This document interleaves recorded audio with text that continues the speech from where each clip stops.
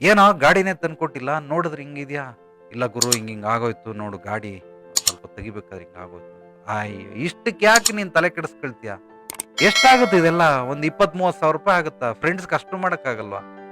ಇದಕ್ಕೆ ಯಾಕಲ್ಲೇ ನೀನ್ ತಲೆ ಕೆಡಿಸ್ಕೊಳ್ತೀಯ ಅಂತ ಅನ್ಬಿಟ್ಟು ಸೀದಾ ತಗೊಂಡೋಗಿ ಸರ್ವಿಸ್ ಸ್ಟೇಷನ್ ಬಿಟ್ಟು ಎಲ್ಲ ಮಾಡಿ 37,000 ರೂಪಾಯಿ ಆಯ್ತು.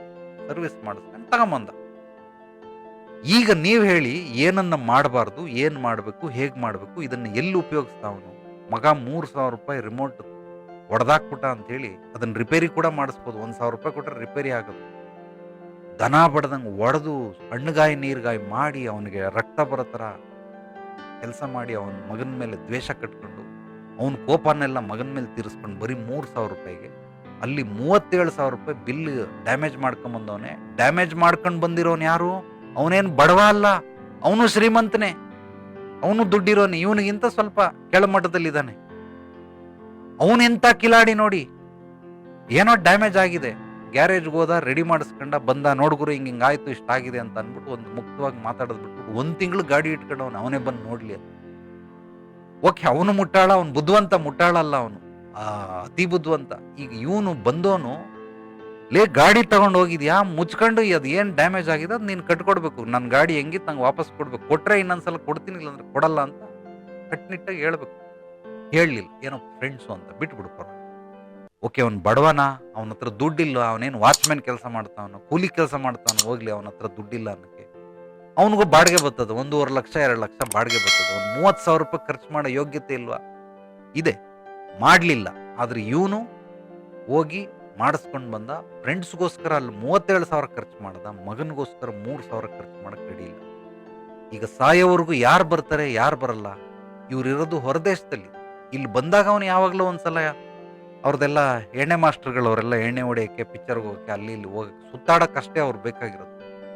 ಇವನ ಮಗ ಜೀವನ ಪರ್ಯಂತ ಇರ್ತಾನೆ, ಇವನ್ ಕಡೆ ಉಸಿರಿರೋರ್ಗು ಇದ್ದೇ ಇರ್ತಾನೆ. ಇದಾಯ್ತಾ? ಇವಂದೇ ಕತೆ ಹೇಳ್ಬಿಡ್ತೀನಿ ಕೇಳಿ. 3 ಇಲ್ಲೇ ಸಿಗ್ತದೆ. ಏನ್ ಮಾಡಬಾರ್ದು, ಏನ್ ಮಾಡಬೇಕು, ಹೇಗ್ ಮಾಡಬೇಕು ಅನ್ನೋದು ಇಲ್ಲೇ ಸಿಕ್ಬಿಡ್ತದೆ.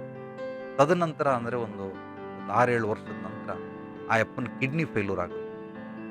ಕಿಡ್ನಿ ಫೇಲ್ಯೂರ್ ಆದಾಗ ಅವ್ರ ಹೆಂಡತಿ ನನಗೆ ಫೋನ್ ಮಾಡಿದ್ಲು, ಹಿಂಗಾಯ್ತು ಅಂತ. ಫಸ್ಟ್ ಹೇಳಿದೆ ಮಗನಿಗೆ, ನೀವಾಗ್ಲಿ, ನಿಮ್ಮ ಮಗ ಆಗ್ಲಿ, ನಿಮ್ಮ ಮಗಳಾಗ್ಲಿ ಯಾರು ಕಿಡ್ನಿ ಕೊಡಬೇಡಿ. ಯಾರ್ಯಾರು ಫ್ರೆಂಡ್ಸ್ ಅಂತಿದ್ದಾರೆ, ಯಾರ್ಯಾರು ರಿಲೇಟಿವ್ಸ್ ಇದ್ದಾರೆ, ಜೀವಕ್ಕೆ ಜೀವ ಬಿಡ್ತಾನೆ, ಫಸ್ಟ್ ಅವ್ರ ಹತ್ರ ಕೇಳ್ಕೊಂಡು ಬನ್ನಿ. ಮೊದಲು ಅವ್ರ ಮನೆಯವ್ರ ರಿಲೇಷನ್ನ ಕೇಳಿದ್ರು, ಬೇರೆಯವ್ರನ್ನೆಲ್ಲ ಕೇಳಿದ್ರು, ಫ್ರೆಂಡ್ಸ್ಗಳನ್ನ ಕೇಳಿದ್ರು. ಇವನು ಗಾಡಿ ಡ್ಯಾಮೇಜ್ ಮಾಡಿದ್ನಲ್ಲ 37 ಪುಣ್ಯಾತ್ಮ, ಅವನನ್ನು ಕೇಳ್ಕೊಂಬಂದ. ಅವನೇ ನಾನು ಹೆಂಗೆ ಕೊಡ್ಲಿ ಗುರು, ಹಂಗೆ ಹಿಂಗೆ ಬೇರೆ ಯಾರಾದ್ರೂ ಒಳ್ಳೆಯವ್ರನ್ನ ಹುಡುಕ್ತೀನಿ ನಿನಗೆ ಅಂತ. ಈ ಸಮಯದಲ್ಲಿ ಎಲ್ಲರೂ ಕೈ ಕೊಟ್ರು, ಬಿಟ್ಬಿಟ್ರು ಅವನ್ನ. ಪಾಪ ಹಂಗಾಗಲ್ಲ ಹಿಂಗಾಗಲ್ಲ, ಎಲ್ಲ ಎಸ್ಕೇಪ್ ಆಗೋರು ಅಂತಾರ. ಅವ್ನು ಬತ್ತಾವನೆ, ಕಾಲ್ ಮಾಡ್ತಾವನೆ, ಗುರು ನಾನೆಲ್ಲ ಹೋಗ್ತಾ ಇದ್ದೀನಿ ಬರ್ತೀನಿ ಅಂತ ಅಂದ್ಬಿಟ್ಟು ಎಲ್ಲ ಎಸ್ಕೇಪ್ ಆಗೋರು. ಒಬ್ಬರೂ ಬರಲಿಲ್ಲ ಸಹಾಯಕ್ಕೆ. ಕೊನೆಗೆ ಎಲ್ಲೂ ಸಿಗದೆ ಇದ್ದಾಗ ದುಡ್ಡು ಕೊಟ್ರೆ ಸಿಗ್ತದೆ, ಆದ್ರೆ ಇವ್ರು ದುಡ್ಡು ಖರ್ಚು ಮಾಡೋಕ್ಕಾಗಲ್ಲ. ಕೆಲವ್ರು ಕಂಜೂಸ್ಗಳು ದುಡ್ಡು ಖರ್ಚು ಮಾಡಲ್ಲ, ಖರ್ಚು ಮಾಡ್ತಾರೆ. ಇಷ್ಟು ಐಫೋನ್ ಅವ್ರಿಗೆಲ್ಲ 1,000 2,000, ಹೆಚ್ಚಿಗೆ ಅಂದ್ರೆ ಒಂದು 10,000 ರೂಪಾಯಿಗೆ ಐಫೋನ್ ಸಿಕ್ಬಿಡ್ಬೇಕು. ಅದು ಯಾವುದು 15 Pro ಈಗ ಬಂದೈತಲ್ಲ ಹೊಸ್ದಾಗ, ಅದು 15 Pro 10,000 ರೂಪಾಯಿಗೆ ಸಿಗ್ಬೇಕಷ್ಟೇ. ಇನ್ನೂ ಅವ್ರೇನೋ ನನ್ನ ಹೃದಯ ಬಗ್ದು ಕೊಡ್ತೀನಿ ಅಂತ ಒಂದು 15,000 ರೂಪಾಯಿ ಕೊಡಕ್ಕೆ ರೆಡಿ ಇರ್ತಾರೆ. ಆದರೆ 1.5 ಲಕ್ಷದ ಮೊಬೈಲು 15,000 ರೂಪಾಯಿಗೆ ಸಿಕ್ಬಿಡ್ಬೇಕಷ್ಟೆ. ಆ ರೀತಿ ಇವ್ರು ಖಂಡಿತವಾಗ್ಲೂ ಸಿಗೋದಿಲ್ಲ, ಅದಾಗೋದಿಲ್ಲ. ಕೊನೆಗೆ ಹೆಂಡ್ತಿನ ಕೇಳಿದ್ರು, ನಾನೇ ವೀಕು, ನಾನು ಎಲ್ಲಿಂದ ಕೊಡ್ಲಿ, ಕೊಟ್ಬಿಟ್ಟು ನಾನು ಸತ್ತೇ ಹೋಗ್ಬಿಡ್ತೀನಿ ಅಂತ ಹೆಂಡ್ತಿ. ಕೊನೆಗೆ ಮಗನ ಕೇಳಿದ್ಲು. ಮಗ ಒಂದು ಡೈಲಾಗ್ ಹೊಡೆದ.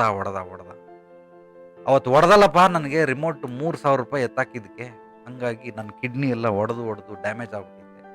ನಾನೇ ಆರ್ಟಿಫಿಷಿಯಲ್ ಕಿಡ್ನಿ ಹಾಕ್ಕೊಂಡಿದ್ದೀನಿ, ನಾನು ಇಲ್ಲಿಂದ ಕೊಡಲಿ? ಖಂಡಿತವಾಗ್ಲೂ ನಾನು ಕೊಡಲ್ಲ. ನೀನೇನಾದ್ರೂ ಅವತ್ತು ಹೊಡೆದಿಲ್ಲ, ನನ್ನ ಕ್ಷಮಿಸ್ಬಿಟ್ಟಿದ್ರೆ, ಬಾಯಿ ಮಾತಲ್ಲಿ ಬುದ್ಧಿ ಹೇಳಿದ್ರೆ, ನಂದು 2 ಕಿಡ್ನಿನ ಕೊಟ್ಬಿಟ್ಟು ಬೇಕಾದ್ರೆ ಸತ್ತೋಗ್ಬಿಡ್ತಾ ಇದ್ದೆ ನಾನೇ ಅಂತ.